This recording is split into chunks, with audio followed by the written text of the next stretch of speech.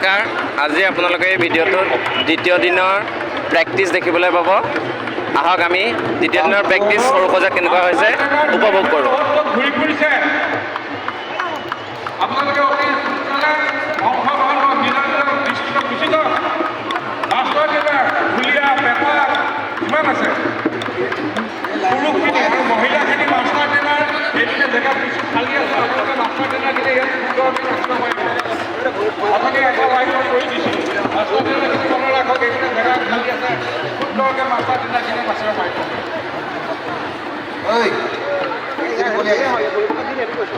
বাকীসকলে মাইকটো অফ কৰি থওক এক মিনিট। গুৱাহাটী মেট্ৰ' আৰু কামৰূপ ৰুৰেল আপোনালোকে ইয়াৰ আগৰ পাৰফৰ্মেঞ্চৰ যি পৰিচয় আছিলে তাতে হওক, নহ'লে ৰংঘৰ পিছফালে জেগা খালী আছে তাত নাচিব লাগিব। এই লাইনটো কি হৈছে? এই লাইনটো সিহঁতৰ হৈছে কি মানুহ নাই। মানুহ যে সঁচাকৈ তোমালোকৰ কাৰণে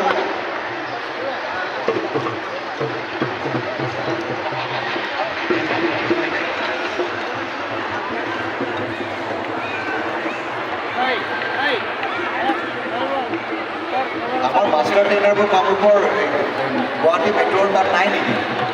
আগৰ যি পৰিশ্ৰম হৈছিল তাতে থাকক ছোৱালী।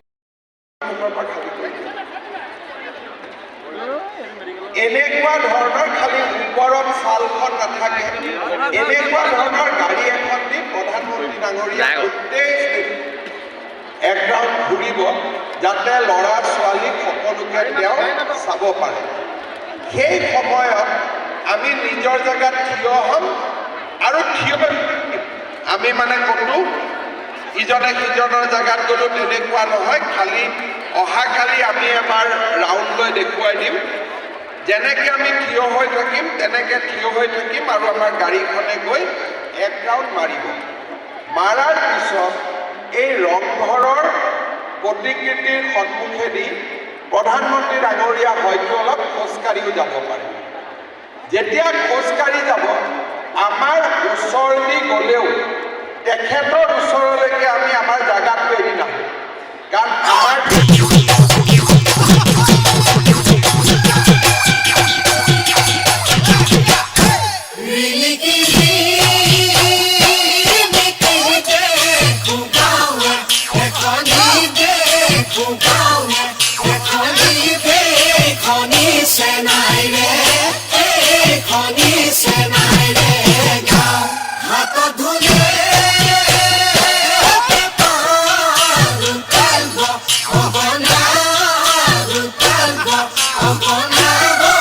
Seven.